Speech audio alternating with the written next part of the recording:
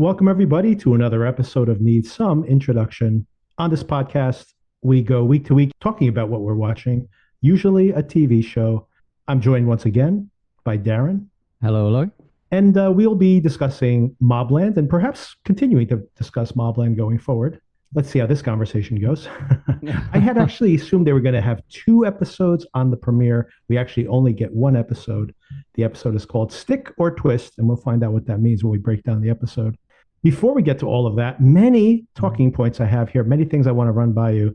Very curious to get your feedback on. First of all, R.I.P. Val Kilmer died today. I'm curious to know what your relationship is with Kilmer. Just a few things I wanted to bring up. First of all, I remember how touching it was to see him in Maverick.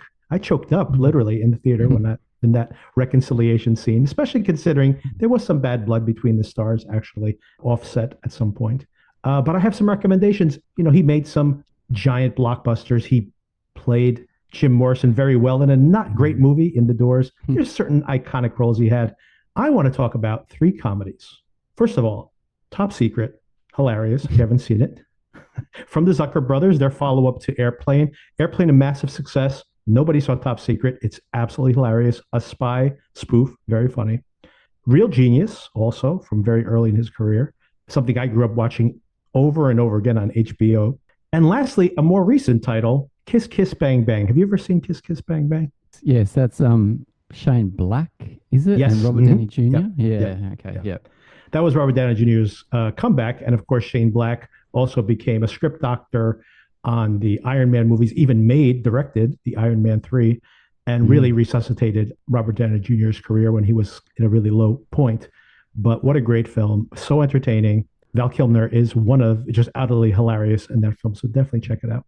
And a couple documentaries. One, Val, which just came out about a year or two ago, about his battle with cancer, and kind of does a retrospective on his career and how he kind of rejected that potential to be one of these giant stars. And you see he's a prickly character, and you really see it explained there. The film features his family, his children, and it's a really interesting watch. I think it's on Amazon Prime. Definitely worth watching. And one more documentary, not the movie, The Island of Dr. Moreau, which is an absolute train wreck, but the documentary Lost Soul, which is about the making of The Island of Dr. Moreau. And this is one of the most incredible behind the scenes documentaries. If you haven't seen it before, there are things that happen in there that you're like, there is no way that actually happened in real life. And I'll just tease one thing here. I don't want to spoil, this is not a spoiler, but it's context for this giant crazy thing that happens. They basically shot the movie twice, and the original cast of the movie are on the island still, like a year later, while they're still producing this movie, and they have gone native and are like living in the wild. It goes from there. It's absolutely insane, and basically watching people lose their minds making this disastrous movie. And Val Kilmer is not making things better, by the way. Just another side of him. One more thing to recommend there. What's your relationship with Val Kilmer?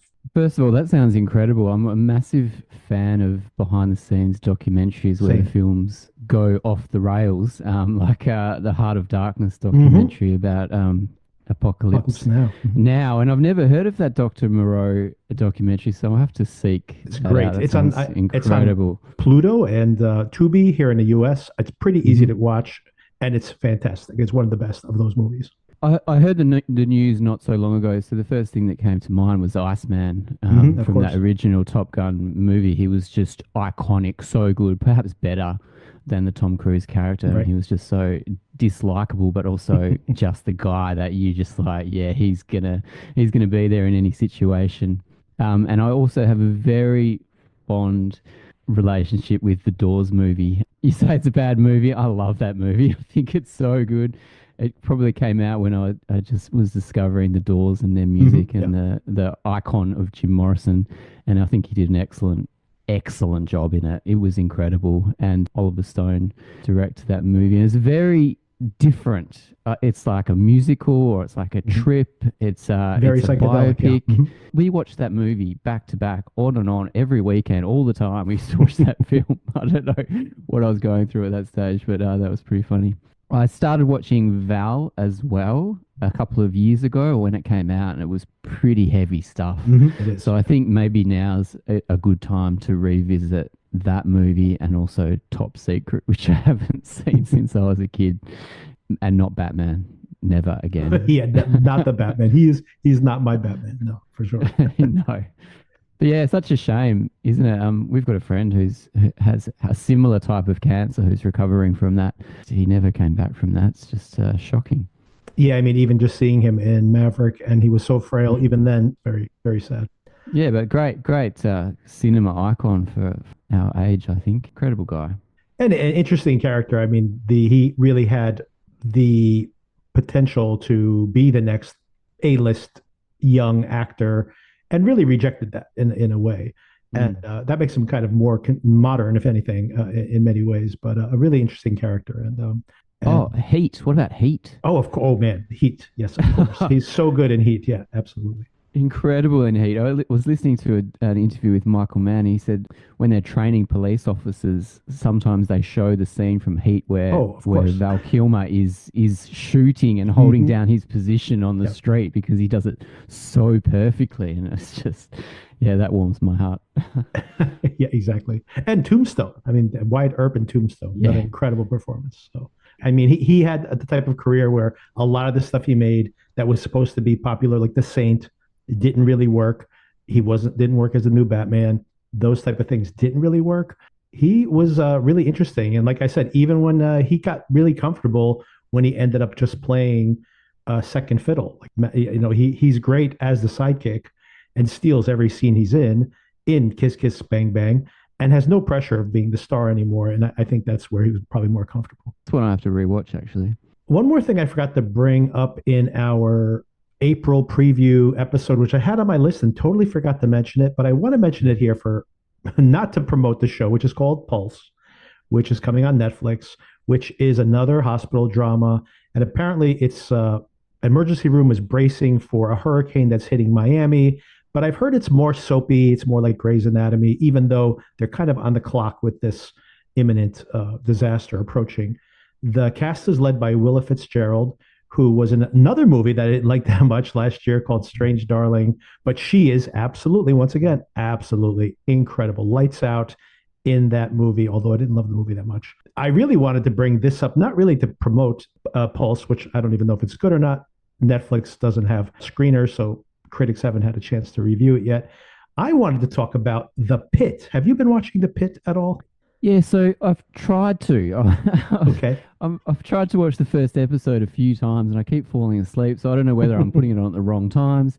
It does seem very well done, but it hasn't grabbed me yet. I mean, I would recommend, if you could push through, watch it earlier in the day, perhaps. But I've been engaged with it. I was never really one of the people who fell in love with ER. I watched it very casually, occasionally. Probably have only seen like 10 or 15 episodes of ER, even though I was in that age range where I remember vividly where it was the conversation piece. Everybody's talking about ER. It was the biggest show on TV. And I really never got into those type of hospital procedurals. But for some reason, I just love The Pitt.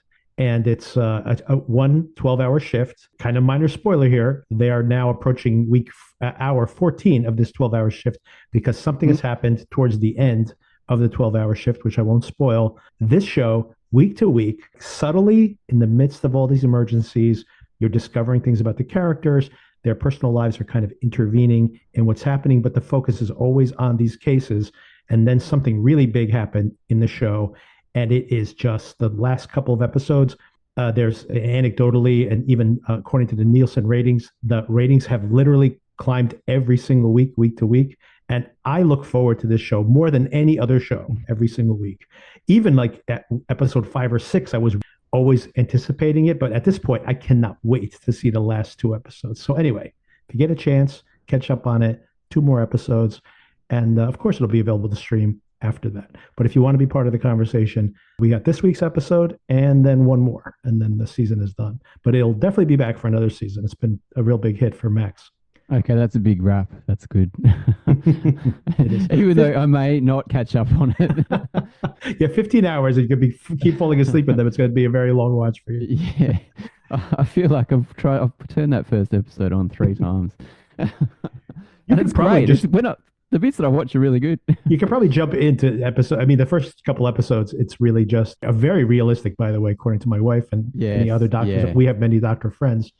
It's extremely realistic. Everything they do is exactly how it would happen. And right now, at this particular point where they are late in the season, the emergency room is so busy that they're basically running out of equipment, and they have to like improvise equipment Mm. to fix a collapsed lung or do some kind of really triage type surgery. It's amazing stuff, and it's all apparently true to life. So it's pretty amazing stuff, and incredibly tense, of course, as you would expect, given the circumstance. One more thing I have not mentioned on the show that I want to shout out really briefly is I had recommended. I think Darren, we may have been emailing each other at this point that I had recommended Scavenger's Reign on the podcast. And were you trying to Mm. watch it? Were you the person who emailed me about it? I did watch it and I loved it.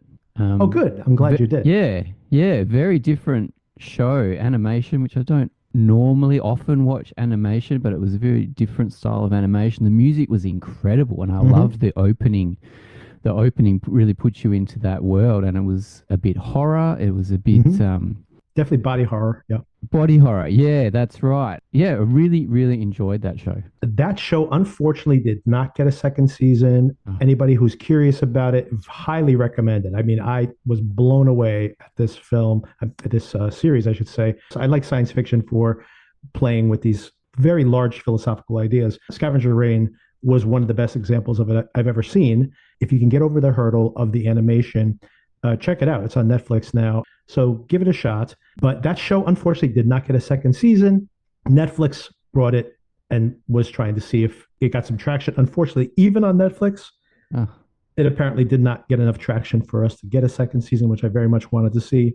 But the reason I bring this all up is because the creators of that show have a show that just wrapped up this week that's been running on Max. It's also running on Adult Swim, which is called Common Side Effects. It's in a very different animation style, by the way. It is, believe it or not, the same creators of Scavenger Reign and some of the creators of Beavis and Butthead, and featuring the voice of Mike Judge, by the way, as one of the characters.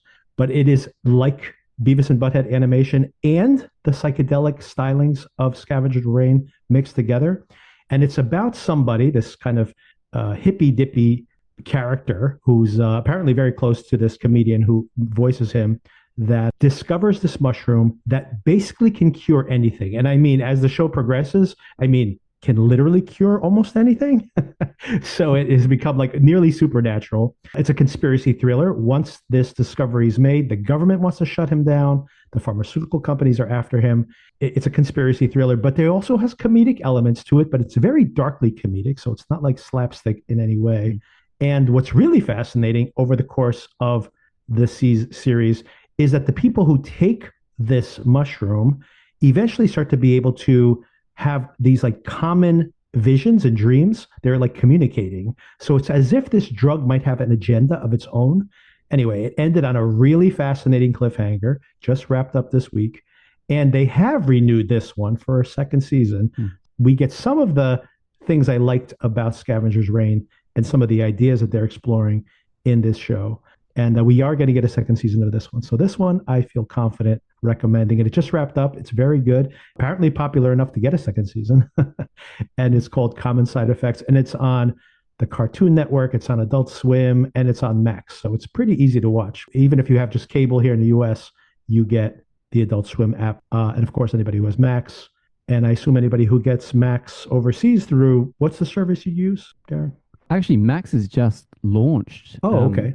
this week. So we get Binge, and I think I've just put in my cancellation for Binge because all the Because you get shows, Max instead.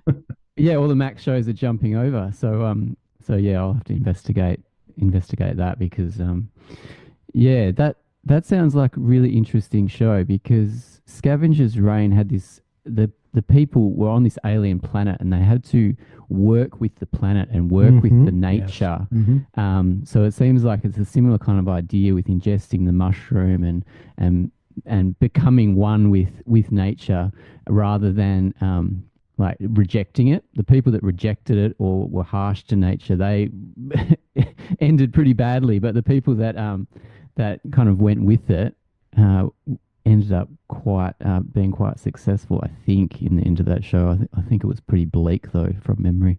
I mean, considering the body count, it's bleak, Mm. but the survivors seem to be in a good place at the end of that show.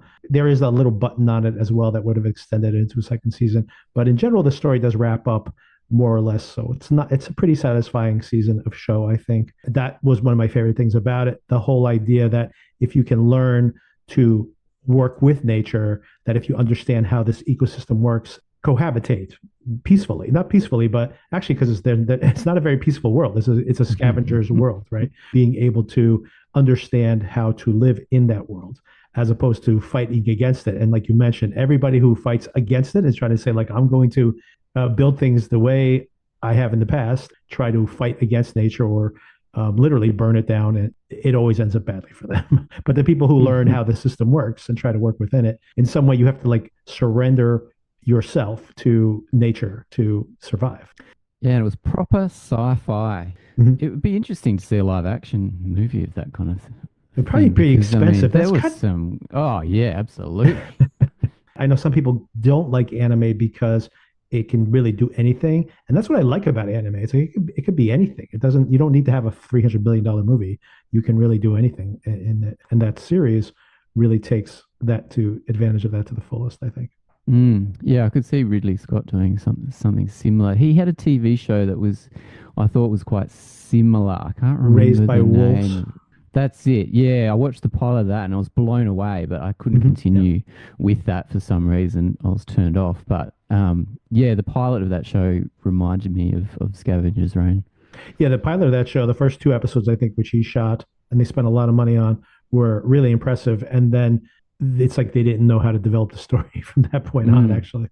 Pantheon, by the way, another great anime series that the second season of finally premiered on Netflix. It had been produced, it was sitting around for years. AMC produced it, then they canceled it, and then it just disappeared into the ether. But it ended up on Netflix recently, and I just saw that, and it's an incredible exploration, similar to Scavenger's Reign, but in a different direction. Really talking about our relationship with technology and with AI specifically, and in such an intelligent way. And it literally made me think about the topic in a completely different way. So there's some additional recommendations I have in that vein, but there's a lot of really great animation for adults out there. So maybe I'll just have that as a separate recommendation section at some point in the future. Yeah, I've got one. I don't know if it's anime, but it was called Blue Eyed Samurai, Oh which yeah, I I haven't saw in seen the that. I've heard last. very good. Yeah. I really, really enjoyed it. Maya Erskine is the voice, and she's from Mr. and Mrs. Smith, Mm-hmm. opposite Donald Glover. She's the voice in it. It reminded me of Shogun. I just Mm-hmm. finished Shogun recently. It was very similar, that type of Edo period in Japan, and Mm-hmm. samurais roam the earth, and pretty cool. Yeah, very good animation show that I've watched recently. How'd you like Shogun? Loved it. Me too. Yeah. Yeah, very different. I have issues with the way it's filmed. Yeah. I couldn't work out why it looked different to everything else. Apparently, it's due to the anamorphic lenses that they used, but it Mhm. just something was off about it. And the finale wasn't what I expected at all, Absolutely not. Yes. which I was a bit shocked by. But I loved everything about it, apart from those negative things. Except for those two Um, things. yeah, yeah, just a feast. Yeah, and you never knew where it was going to go. And Right. yeah, yeah, And the looking forward to a characters, of second course. I mean, you're season. so vested in their relationships. It's like, that's what you really want TV to give you. And just the formalities of the Japanese culture and Mhm. how polite they are, and there's ways to do things. And if you do anything different, it's just not on. You can't do it. I mean, every time I make tea in the morning, I'm thinking of the tea making scene Yeah. where he makes the green tea for her, and she says, even though she's not into him, she says that was a wonderful performance. I thought it was just so beautiful. But I hate you. Yeah. And just following up on the April premieres, a couple more things that you may want to sample just for everybody out there. We had mentioned maybe watching The Bondsman, which seemed to be kind of a goofy horror film for Kevin Bacon, or series for Kevin Bacon, available as a binge on Thursday, just tomorrow. Also, Dying for Sex, another binge available on Hulu, I believe that one is. The reviews are in on both of them, Darren, and Mm. great reviews, nearly 100% on both of those shows. Oh, wow. So two things we could sample. I can't watch all of that TV this weekend, but I may sample both actually. Maybe we could touch base on them next week. Yes, I've already flagged Dying for Sex with my wife. She's interested. She's into Michelle Williams, so that's one we can watch together. Although I forgot to mention that she's going through a divorce, so maybe that's a little tough for the couple watch. But other than that, yes, I as well am much looking forward to watching that, and probably watching that with my wife. Oh, maybe it will bring a few things to the surface, but better to, perhaps to it could be constructive. It could be constructive. So what have you been watching, Darren? Anything you want to shout out? Well, I've been doing my homework. The last couple of weeks, you mentioned Rebel Ridge to me. Yeah, so I saw watched that. Rebel Ridge yesterday. Yeah, I enjoyed that. That guy is great. Great, right? Reacher on a bicycle, I called it. Yeah. And it's very similar with Reacher, and he thinks his way through things. It did get caught up in a bit of like local police and state law, which I thought was a bit interesting. But yeah, he's a cool guy, very cool guy. And I also watched that Black Mirror episode that you recommended. My favorite. I think my highest rated. Not my favorite, but my highest rated. But man, that's rough stuff, right? It's so good. Oh, yeah, it was rough. Loved it. And I liked seeing those actors. I hadn't seen it before. I thought I had, but I liked seeing John Hamm. And that other guy, he's got a face that you've seen in a few different things. I think maybe Life of Pi he was in. Devastating ending. Yes. And yeah. The second that it's about to happen, like I think you even said this. You know it's going to happen, and you're like, and it's so much worse than you expect. You're like, oh my God. Yeah, I think that's so well written where you think you're smart because you're like, oh, I'm going to guess the twist. And you do guess it, but only just before it happens. Exactly. So, yeah, it gives you a bit of an ego boost. But I think it's just well written. It's just designed like that. Yeah, and just the title of that one is White Christmas. I think I said Black Christmas last week. It's White Christmas. So if anybody's curious to see that. And by the way, if you're curious to check out just individual Black Mirror episodes, you absolutely can. This is an anthology. You're not missing out by not watching them in order. I mean, it doesn't matter, honestly. There are little Easter eggs where some characters or some plot points get mentioned in other stories. It's not even clear whether this is in the same universe or not. It could just be a little wink at the audience who's loyal watchers. But if you want to just cherry pick episodes, you absolutely can. And of course, all of this is because next week, Black Mirror is coming back with 6 or 7 new episodes. And I'll be reviewing those here on the podcast. And Darren, whatever you watch, we'll discuss it as well. Yeah, okay. And of course, other things we've been watching. Dope Thief, I'll just talk about it for a minute. This episode had started off as maybe my favorite episode of the show.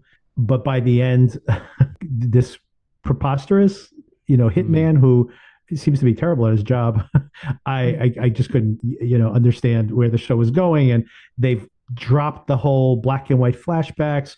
Manny disappears for long chunks of the show again. This show really just is so messy for me right now. I'm not even sure I can commit to the last 3 episodes, but it did have some of my favorite stuff in it. And then it just really, I don't know. I don't think the show's really working for me. Are you caught up on it? I am caught up, and I have to agree. The whole clown-faced gang, it was just terrible, and it just kept going on, and their tactics were awful. Didn't make any sense. Right. Wagner Moura, where is he? He's not even in the show. I mean, he's a great actor. 5 minutes, and then he disappears again. Yeah. So he's just playing a junkie and hasn't got anything together. I mean, come on. And my favorite character, Sun, the Vietnamese gangster, he got. That was a cool scene. I did enjoy when they got arrested in front of his kid's school, and his one of his, I think it's his older son, opens the mobile phone, swallows the SIM cards. I've never seen that before. That was cool. But yeah, disappointing episode. Do we have to finish it? It's a couple of episodes to go. I don't. I almost was going to say I'm not going to finish it, but with just 3 episodes, I probably will. But yeah, I mean, I just feel like it's so messy, especially with, we touched on how he's like haunted and there's these black and white flashbacks that was like a motif in the first couple episodes, and they've just abandoned it already.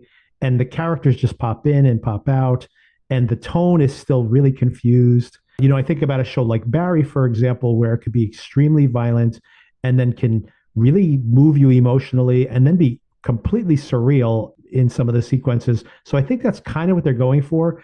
but I just couldn't buy for a second this ridiculous clownish military character. This guy's been recommended by Son, who seems to know what he's talking about. Like, this buffoon wouldn't have lasted 5 minutes pulling off one of these capers. So how the hell has he made it to this point where he's got some kind of reputation? And it's not working like comedy either. It just didn't work for me at all. So yeah, I think that was my biggest disappointment, is that Son recommended this guy. Right. It doesn't make any sense. Nothing on the show makes sense anymore at all. Nothing. All these other people, like Son, has been exposed, and then they just don't arrest Ray. Like, what is happening? Nothing makes sense. It's just convenient plotting. It doesn't work, unfortunately. And the one last thing before we finally get into this is, did you watch The Studio? Yes, I did watch The Studio. It's so entertaining, this show. Last episode reminded me of Curb Your Enthusiasm. Yes. With some celebrities are playing themselves, some are playing other characters. But yeah, Ron Howard does a star turn in this one, doesn't Exactly. Seth Rogen holds it down, more physical comedy. It's just hilarious, and it's just so easy to watch. It's great. I love when they're watching his screening of the movie and they're like 10 minutes in, half an hour in, 2 hours in, and then 2 hours in, they're like, oh my God, perfect ending. And they're getting up to leave. And they're like, oh, wait, there's like an extra scene here. What's this about? And then it's like another 45 minutes of movie. Oh, it's just, Catherine Hahn's so good. It's just a postscript. It's just a quick thing at the end of this great ending. And it keeps going and going and going. He sit back down for 45 minutes.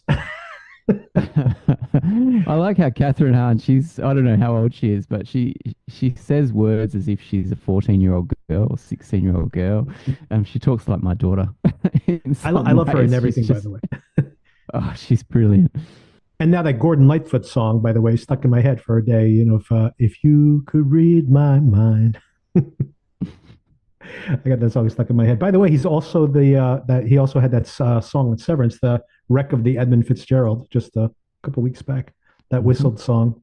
All right, so finally, let's talk about Mobland. I have to tell you that as I was breaking down the episode here to take notes for this conversation, I appreciated the show more. I guess I was taking it a little more seriously as I was rewatching, so I did appreciate it a little bit more. This episode's directed by Guy Ritchie. The first 2 episodes, I believe, directed by Guy Ritchie. Did you get a Guy Ritchie feel from the directing here? What did you think? I thought it was pretty straight for a Guy Ritchie thing. I expected a little bit more kinetic energy, which wasn't there. I mean, some people don't like his films because they're over stylized, but I think he has a signature style, and it doesn't feel like he's ripping off Tarantino or something like that. And he has a certain technique where he has edits and he does little inserts. Someone will say something, and then there'll be like an ironic insert of what actually happened or something. That's where a lot of the comedy comes from. So a lot of that energy and a lot of that visual language just wasn't here. I felt this was it wasn't badly directed, but really anyone could have directed this. It was pretty anonymous, I thought, which is a little surprising, to be honest. Did you see The Gentleman, by the way? His Netflix series? I'm yet to see the movie or the series. I have not watched the movie, but I have watched the series. They're not related, so one doesn't spoil the other if you want to check it out. He directed multiple episodes of that show. Even the ones he didn't direct very much had that energy, that style we're talking about. So maybe he wanted to differentiate it from The Gentleman, which is coming back for a second season. And this is obviously nowhere near as comedic as The Gentleman series is, which is primarily a comedy. In general, I think maybe he just didn't want to repeat himself, but I felt this was pretty anonymous directing. Oh, this is something I didn't even realize until I did my research here, but this was originally a spinoff of Ray Donovan. It just kept getting reworked for years and years and years and became its own standalone thing. When you think about it as a spinoff of Ray Donovan, like a side story to Ray Donovan, it kind of makes sense in a way, because I think that it feels, this show, if you felt more like Ray Donovan than a Guy Ritchie movie. Tom Hardy stars here. He's playing Harry de Souza. I don't know if he's Portuguese. De Souza, that's a Portuguese name, by the way. But he's a head of this, or he's a fixer for this Irish family, the Harrigans. Conrad Harrigan, played by Pierce Brosnan, is their leader. Maeve Harrigan is his wife, played by Helen Mirren. This is an all-star cast. Paddy Considine is the oldest son, I believe, like the heir apparent.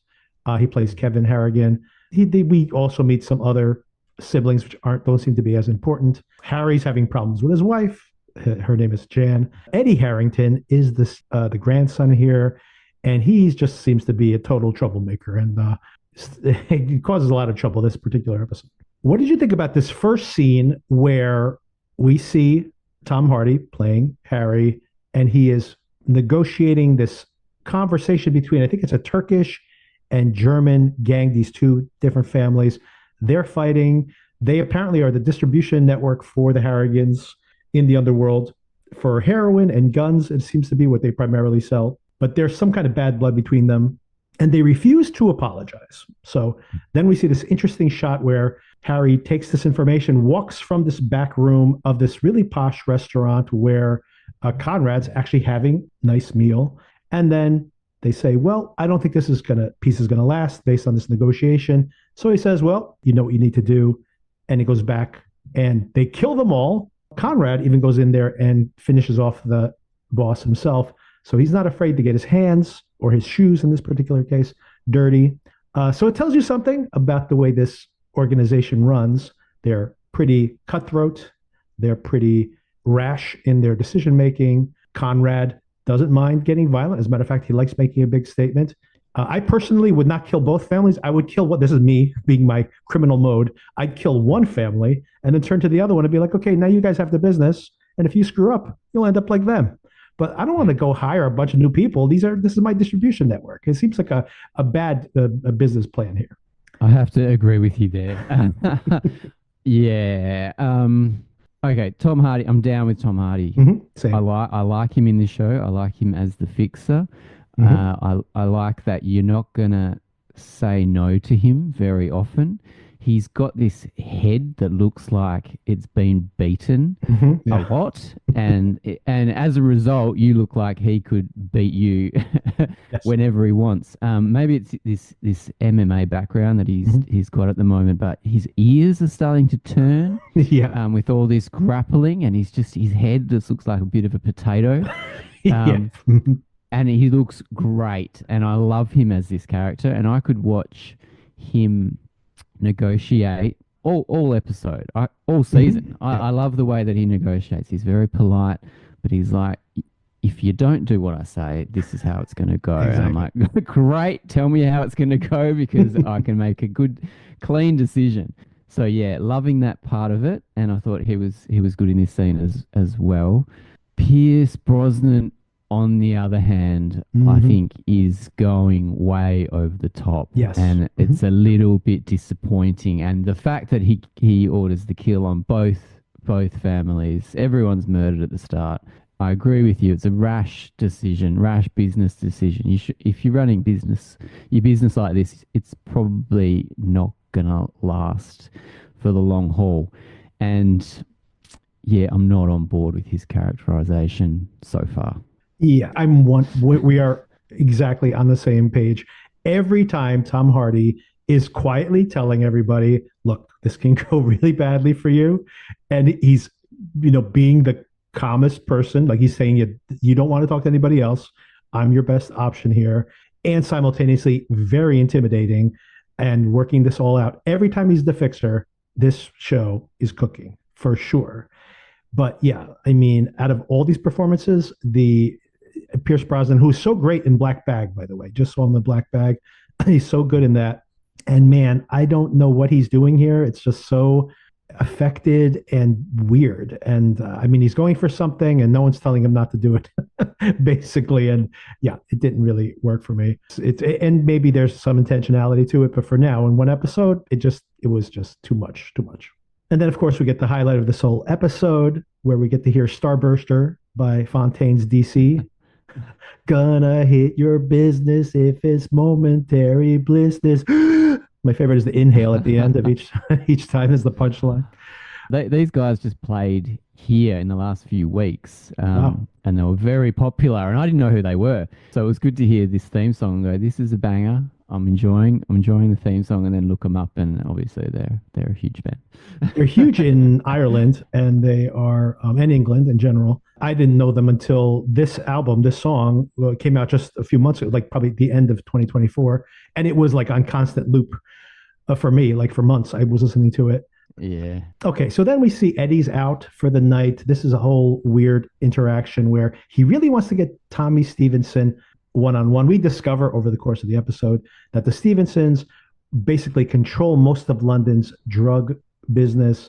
And of course, they're the ones that are, the target for the Harrigan family. So there's something going on where Eddie and Tommy, it's very interesting to see the characters. You have obviously Eddie with his bleached hair and his expensive wardrobe is one type of person who's very ostentatious. And then you see Tommy's just walking around like in a golf shirt with his buddies who look like they're from a frat house or something. So very much more low key. He's not happy when they invite the friend with him to go check out this other club. They go to this club, which is some kind of S&M / dance club. I don't know what kind of zoning they have for this type of place, but whatever. It's they're playing a Firestarter. They don't even make it the whole song, by the way. They show up at the beginning of Firestarter. They leave, they get kicked out of this club because it gets like stab happy, Eddie that is, on some other kid who's in there. And they don't even make it through the whole Firestarter song by the time they're out of there. As they all escape, Eddie and Tommy end up meeting up again. But very importantly, of course, we find out that Tommy doesn't surface again by the end of this episode, and that's setting up some trouble there. Question for you, Darren. Mm. Obviously, all of this action is perfectly, soundtracked by Firestarter. You're the DJ. What do you play after Firestarter at this point? Ooh. Well, I have to think about that. It's really tough. I don't play any Prodigy, I don't think, because it's so hard to follow. I was about to say you have to play more Prodigy right after that. Yeah, once you've played Prodigy, you can't really go back. So yeah, it's hard to find tracks with more energy than a Prodigy track. So you really need to like cut it right down, maybe something extended, like an extended break or something different. Putting Prodigy on a soundtrack is fantastic. It gives an energy to a TV show. Absolutely, it must cost a bit of money to get Prodigy on the soundtrack as well. But showing up to a sex club with 4 dudes is not. I don't think that's a good move at all. Terrible start. But I do like this Eddie character, and I like how he's wild, and you could go anywhere with this guy. His poor old mate who has not surfaced, that is actually quite interesting about what has happened. I mean, we're obviously supposed to think that the last time we saw him was with Eddie. Right. So they've obviously gone on some kind of adventure. Let's hope Eddie's had enough of his stabbing. He didn't stab him before the night was over. Yeah, it seems to be. I mean, we could speculate on it now rather than waiting for the end of the episode. I would assume Tommy is not dead, or we would have probably known that by the end of this episode. I am curious to know, like, what else happened that night. Why is Tommy missing? Eddie seems pretty chill considering what could be the fallout from all of this. So it doesn't seem like someone who's murdered him. He probably knows that that's serious stuff. He knows he's not even supposed to be hanging out with this kid. So, of course, murdering him would have been even worse. In the morning, we see Conrad fishing, and this is another scene. I don't know how this worked for me. We see Archie, his friend, shows up, and apparently he's like his longest term friend. He's been known him since they were boys. And I actually rewatched this scene out of curiosity because I kind of ignored it the first time around, and then it's interesting to watch a second time around. He shows up, and Maeve seems annoyed that he's there.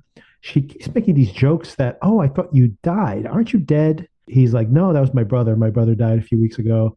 And then again, it's the end. She goes, no, I'm pretty sure it was you. You were the one who was dead. Mm-hmm. So there's something about him that she doesn't like. I don't know if she's just jealous of the fact that he has, Conrad's ear, or they have this affection for each other. He's known him longer. And then there's this even weirder conversation when he gets out, meets up with Conrad, and he's talking to Conrad about Uncle Tommy, who actually taught them how to fish. And Conrad implies that he was a nonce, a term I didn't even know, and then we just saw it on Adolescence last week and mentioning it here again. Is that term in Australia as well? The word is, but I didn't know that was the meaning of it. So I learned that in Adolescence as well. I've heard it like as a slur occasionally, like from watching British TV shows. Didn't actually. I looked it up out of curiosity, and here it is again. So he accuses him that his uncle had been a pedophile. You don't know if this was all joking or this is just a deadpan way they talk to each other because he doesn't really seem traumatized by this. he actually implies that Archie's jealous because his uncle didn't make a move on him also. So this whole interaction is, I guess it's supposed to imply like this is how well they know each other, but it is a little odd. Of course, the performance, Conrad's performance, again, not really my cup of tea. But then there's something interesting in their conversation where he's talking about using this particular type of lure to catch the fish, which makes it easier. And Conrad's against this because he seems to want to play like fair, which is kind of weird for someone who, based on some of the things that happened over the course of this episode and some of his plans, I don't know if he's really playing fair. What do you think the point of these multiple conversations are here? It's interesting that you had to watch it again. I mean, I didn't want to watch it again because I didn't get it, to be honest. I didn't understand the dynamic between Helen Mirren. First of all, great to see Helen Mirren on screen again, but just I don't want to call it overacting, but I think she's picking a tone which is matching Pierce Brosnan's tone, which is not the tone that I want to see. It's not working, and so I didn't think that. Oh, I thought it was your brother. Your brother was dead. I thought you were dead. That didn't work for me at all. Yeah, couldn't quite understand where this character fit. Was getting on board when they were fishing, but it just didn't grab me enough to even get the subtleties. I mean, when you mentioned, you fish with this lure. I wasn't into it to get that. Yeah, I can't comment on it. Sorry. I honestly picked up on that only on the rewatch because I had the same issue when I watched it the first time. I was just butting against all the tone of it. And in my head, I was just like, I'll just start paying attention again in the next scene, when we get back to, Tom Hardy's character. And being jealous that he didn't get felt up by the uncle. I mean, it's horrible. It's also funny. But yeah, the rest of it didn't stand up. And I thought that the killing of these two gangs was a terrible idea, but it seems to be maybe once again something about Conrad's character that he makes the rash decision, not the rational, the rash decision, and assumes it's going to work out because he does hear from Archie that now there's this other gang, they named them, but these are all just names at this point, that is interested in picking up the business and that they're willing to offer like an extra 20%. So Conrad's like, see, I told you it was all going to work out. But, once again, this guy, as a businessman, I would have killed all my distribution network, which I've established over, who knows, a decade, at least some amount of time, and just hope that it all works out in the end. But then, of course, we get to the good part of this episode. They call up Harry. He's the fixer. And, of course, Eddie showed up. He stabbed somebody. There's the whole situation with Tommy, which gets revealed even later on. Harry is busy the whole morning fixing up all these other people's messes. It, once again, just terrific. That whole scene at the bar where he's like, let me see your tapes. And the guy stands up in the background. He's like, no, you don't want to do that. You want to sit back down again. But all of this is just so intimidating. And he has a lot of authority, even as he's outmanned and everything else. But you just know he's not messing around and he's letting them know that he's their best option. And of course, he intimidates them. He gets the tape erased. He goes to the hospital, gets to the kid right before he's being interrogated by the cops. Oh, and one last thing he does, of course, is he asks Eddie to give him all the clothes he wore the night before, and he goes and disposes it in one of the people who are about to be buried that night, puts it into the coffin. He wants a sturdy coffin. If you're going to disposing of this stuff, a non-sturdy coffin would be even better, I think. But the compostable coffin. Right, exactly. And of course, this is about the time we find out Tommy didn't arrive. He wants to talk to Eddie about it. Eddie's just being a shit and doesn't want to actually answer any questions. And for some reason, he gets away with this. Like, I mean, I don't know how someone's not slapping him around, being like, this is not messing around. We might be starting a gang war here. And Conrad and his dad are just kind of like, don't bother him too much. It's a very strange interaction. So maybe we'll understand what the relationship there is with Eddie, but it seems like they should be a little tougher on him. Harry meets up with Ritchie, who is the head of this other gang that controls most of the drugs in London and is their main competition. They meet at this boxing gym where this is kind of like the hotel in John Wick where you can't kill each other there, I guess. they have to leave $50,000 to prevent any kind of violence from occurring. It doesn't seem like $50,000 is enough to really potentially do something really bad there if they really wanted to kill one of this head of this gang, for example, which they almost do right outside of this safe zone, which also seems like it would be very bad manners. I mean, if I ask for parlay and then when you show up, I shoot you in the head, it seems like you're probably ruining the whole spirit of this brokered piece between the two.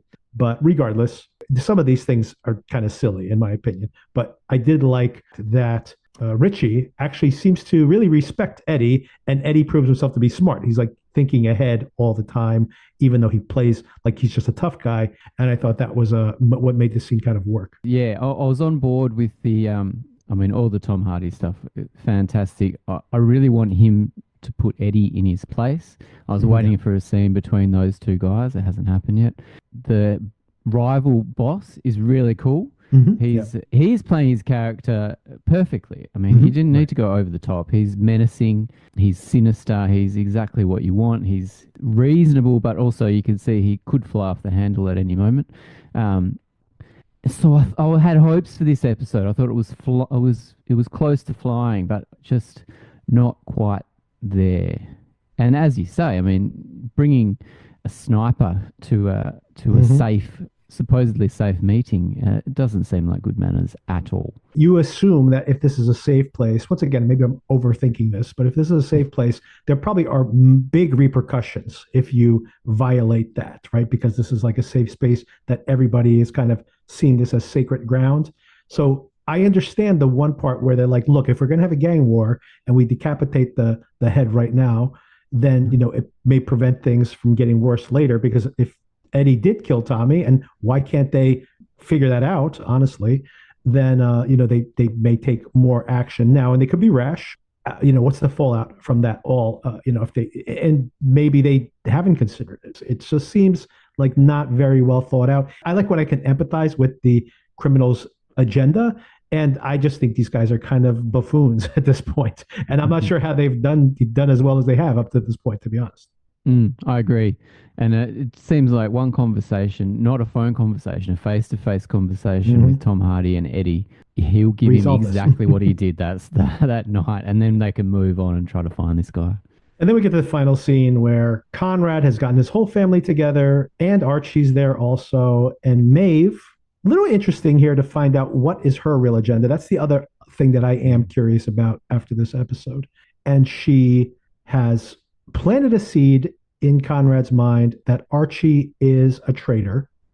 And then she says, when you bring up the fentanyl thing, he's going to react. And he does, but he seems to be reacting the way I am right now in watching the show and being like, is this a good idea? He's saying, from what I can understand here, that they have this large real estate, a tower or something that they're building. Until that is operational and rent is coming in, they need to subsidize all of that with their drug operations, which they've just sabotaged by killing half of their distribution network, or maybe all of it, and now hoping that it's all going to work out, although they desperately need that money to keep themselves afloat. And now they think that fentanyl is going to be the next thing to increase that cash flow, but of course that's controlled by this other family. And then this is where the disappearance of Tommy can throw a wrench in the works. So given all that's at stake here, some of the decisions they made in this episode seem really crazy. And then Archie saying, like, is this the time to do this when you're trying to get this legitimate real estate business off the ground? Shouldn't we kind of slow our roll here? And Maeve's like, he's a traitor. And he ends up getting killed by the end of the episode. And yeah, as you can tell from my tone here, some of this was kind of crazy and like silly the way it's all played out. But what did you think of all this? Yeah, really silly. Everything I'm hearing about fentanyl, it just sounds like it's not a good idea for anybody at any level of the drug trade. I thought this was a ludicrous scene. I mean, it does introduce a few other family members or other people. I don't know who they are. They didn't really introduce them very well. Right. There's a couple of women there which seem like they could be very interesting. Nothing is said about them. And just it's Pierce Brosnan and it's Helen Mirren just going over the top, killing this guy. Okay, all right. He kills his best friend, like, because he. I mean, it's just crazy. if he's working against you, don't you want to ask him questions, like find out who his connection is or whatever? And by the way, he seems to question Maeve, saying, "Are you lying to me?" And then when she tries to console him at the end, he gets angry at her. So he doesn't really trust her. But then he didn't just beat up his or have his friend question or threaten to kill his friend. He just murdered him there. I don't understand. It just seemed like they wanted a big scene to finish the first episode.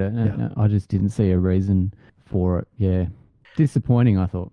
Yeah, and this is my general opinion. Maybe this is a pilot problem where they're trying to introduce too many characters and they're trying to put like a button on it that's going to be like, oh, a shocking twist at the end. But for a character we don't even know, we just met Archie. So none of this, it's just it's odd. And I have to say, it also feels a little generic to me. There's nothing in the show that has really stood out. And I don't want them to like reinvent the gangster show.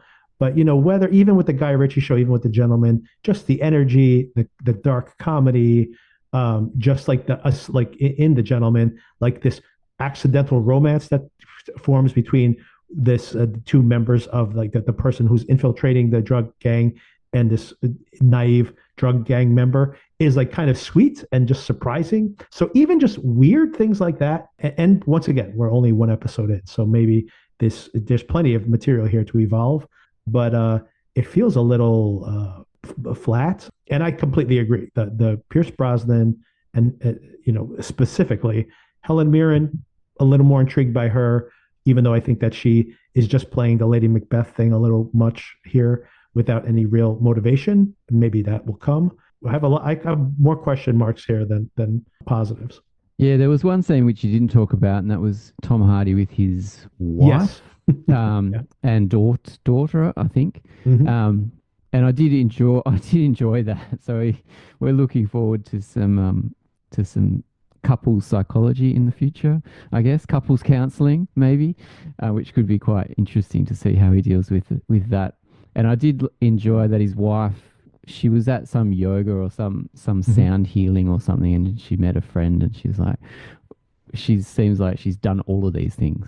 So she doesn't really have anything to do, but she goes to all of these different classes to try to find peace, which I can kind of relate to a little bit. Speaking of that, what do you think about this friendship we've introduced her meeting this woman? I think that's going to pay off in some way. Is this somebody, another gang member? I mean, another family member from a different gang that's infiltrating, or a police informant of some kind, or police investigator? I think there's more to that, because it seemed a little suspicious for us to have that scene so early in the show. It's got to be someone important. Yeah, that's what I was thinking as well, because the wife of the fixer of the biggest crime gang, she's going to know some secrets. A lot of the stuff in this show, there are like signposts of things that I might be interested in. For example, the family dynamic. But the scene didn't work for me, mostly because it just feels like something else they shoehorned into this episode, right? Like there's a version of this show where we were following, this is my version of the show that I prefer to see. We are following Tom Hardy's character, and he's in that first scene, and then we meet Conrad through him, and then we see him go home and be a very different version of himself. But of course, there's that issues with his wife, and then he gets called as a fixer. And basically, all of this happens, but just from his POV.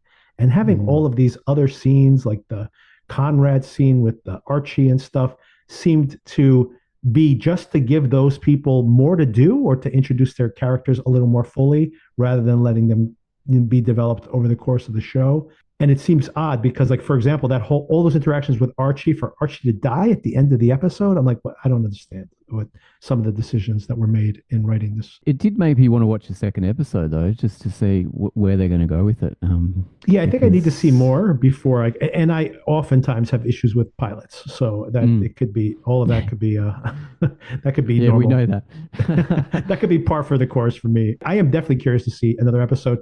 And I wouldn't be surprised if what I outlined before, where we really do become more in Hardy's POV, and maybe he gets in too deep, and then he turns one gang against the other, that type of thing. To see something from the POV of Hardy, and knowing that he potentially is betraying this family to get himself out of a deeper fix, knowing that these people will ruthlessly murder anybody. The stakes couldn't be higher for him. That could be really fascinating. So maybe that is where the show goes, and it becomes more about Hardy's character. That all remains to be seen. But just given this specific episode, like I said, I have things I liked, mostly Hardy, and then things that were just like, okay, why did that happen? And a lot of those, actually. So yeah, it actually just made me want to watch other Guy Ritchie films with better characters. Unfortunately, better I'd rather go see Layer Cake or with Matthew Vaughn in that case. But something else. Have you seen that one? Film. One of my favorites. I saw on a plane. It was so good. I watched it twice. It was Operation Fortune. It was Jason Statham was the lead in it. I think it had Aubrey Plaza, who's incredible.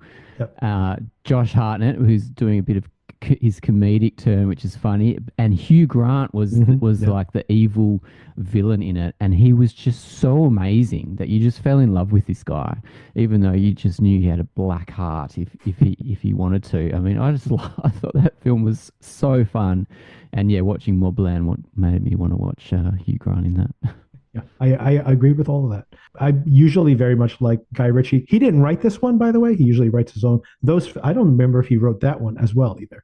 But most of his films, he has been the writer as well as the director. Those obviously have a certain style with the dialogue as well. That's kind of signature for him. So this is him just directing. So it's not really fair to just say it's a 100% Guy Ritchie product. But I couldn't agree more with you that watching this crime show made me want to watch other better crime shows that it reminded me of. So it is well made and has a great cast, and I am going to keep watching it at least for a few more weeks. So I'm with you there. Let's see what happens. And we have we'll be covering it here on the podcast next week. Maybe briefly talking about The Bondsman. Maybe that's up to you, Darren. And also up to me if I watch the first episode, I'm like, this is garbage. Then no, but we'll see. We'll see what happens. But mostly, Darren, we're going to be talking about the finale of The White Lotus.